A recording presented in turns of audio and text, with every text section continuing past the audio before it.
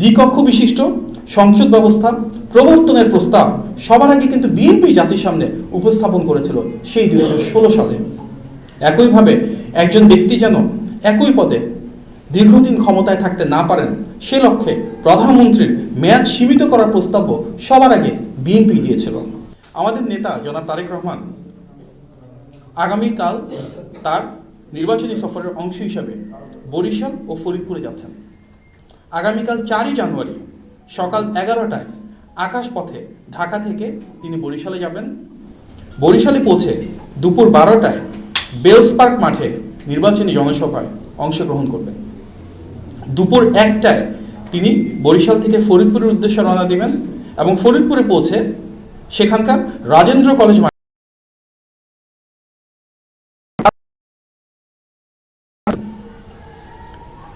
আমরা গভীর উদ্বেগের সঙ্গে প্রিয় সাংবাদিক ভাই বোনেরা লক্ষ্য করছি যে গত এক সপ্তাহেই আমাদের নেতা বিএনপি চেয়ারম্যান জনাব তারেক রহমানকে লক্ষ্য করে 29টি ভুয়া ও বিভ্রান্তিকর তথ্য ছড়ানো হচ্ছে, যার সুস্পষ্ট প্রমাণ বিভিন্ন ফ্যাক্ট চেকিং প্ল্যাটফর্মের প্রতিবেদনে উঠে এসেছে। বিভিন্ন মিডিয়াতে আমরা দেখতে পাচ্ছি একের পর এক অপপ্রচার, অপতথ্য।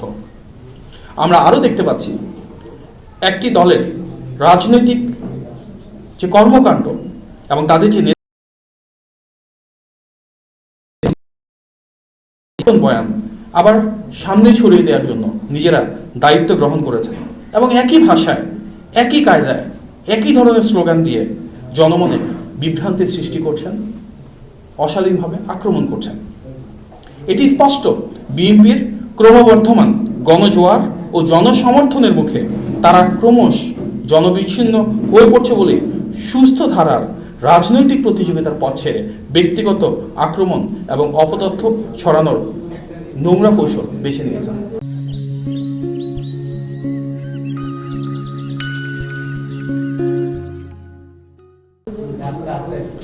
উপস্থিত সাংবাদিক ভাই ও বোনেরা, ত্রয়োদশ জাতীয় সংসদ নির্বাচন ও গণভোট উপলক্ষে নির্বাচনী কাজে বাংলাদেশ ন্যাশনাল ক্যাডেট কোর অর্থাৎ বিএনসিসির ক্যাডারদের মোতায়েন করার একটি সিদ্ধান্ত আমরা দেখেছি, যাতে আমরা উদ্বিগ্ন। কেননা কলেজ ও বিশ্ববিদ্যালয় পড়ুয়া বিএনসিসি ক্যাডেটদের অনেকেই কোনো না কোনো রাজনৈতিক দল বা মতাদর্শের সাথে জড়িত থাকেন। ফলে তাদেরকে নির্বাচনে সম্পৃক্ত করলে তা অবাধ, সুষ্ঠু ও নিরপেক্ষ নির্বাচনের পথে অন্তরায় সৃষ্টি করতে পারে। এ বিষয়ে আমরা ইতিমধ্যেই নির্বাচন কমিশনে চিঠির মাধ্যমে বিএনসিসির ক্যাডারদেরকে মোতায়েন না করবার জন্য বিশেষভাবে অনুরোধ করেছি। গত 26শে জানুয়ারি নির্বাচন কমিশন ওয়েবসাইটের মাধ্যমে আমরা দেখতে পারি যে নির্বাচন কমিশনে মোট 81টি স্থানীয় সংস্থার 55,000-এরও বেশি স্থানীয় পর্যবেক্ষককে পর্যবেক্ষণের অনুমতি প্রদান করা হয়েছে। আমরা উদ্বেগের সাথে লক্ষ্য করেছি যে তার মাঝে কেবলমাত্র 16টি সংস্থা থেকেই 34,000-এরও বেশি পর্যবেক্ষক রয়েছেন। কয়েকটি সংস্থার নেতৃত্ব পর্যায়ে একটি বিশেষ রাজনৈতিক দলের সদস্যরা রয়েছেন, যেটি অনাকাঙ্ক্ষিত। নির্বাচনের দিন কোনো অসৎ উদ্দেশ্যে এদের একটি অংশকে ব্যবহার করা হতে পারে বলে আমরা আশঙ্কা প্রকাশ করছি। বর্তমান প্রেক্ষিতে নির্বাচনে লেভেল প্লেইং ফিল্ড নিশ্চিত করতে নির্বাচন কমিশনকে আমরা নিম্নোক্ত পদক্ষেপ নেওয়ার জন্য আহ্বান জানাচ্ছি। 1. পর্যবেক্ষকদের সম্পূর্ণ তালিকা সরকারের বিভিন্ন সংস্থার মাধ্যমে যাচাই বাছাই করে রাজনৈতিক ও প্রার্থী সংশ্লিষ্ট ব্যক্তিদের তালিকা থেকে বাদ দেওয়া। যেসব সংস্থার নির্বাচনে পর্যবেক্ষণের অভিজ্ঞতা কম তাদেরকে নির্বাচন পর্যবেক্ষক সংখ্যা কমিয়ে আনা। 2. কোনো কেন্দ্রে একসাথে যাতে 2 জনের অধিক স্থানীয় পর্যবেক্ষক প্রবেশ করতে না পারে সে ব্যাপারে নির্দেশনা জারি করা। প্রিয় সাংবাদিক ভাই ও বোনেরা, বিএনপি শুরু থেকেই রাষ্ট্র সংস্কারের পক্ষে সুস্পষ্ট, সুনির্দিষ্ট অবস্থান গ্রহণ করেছে। 2016 সালে বিএনপি সর্বপ্রথম জাতির সামনে উপস্থাপন করে ভিশন 2030, যেটি দেশনেত্রী বেগম খালেদা জিয়া একটি বৃহত্তর জাতীয় ঐক্য প্রতিষ্ঠার মাধ্যমে আমাদের সামনে উপস্থাপন করেছিলেন।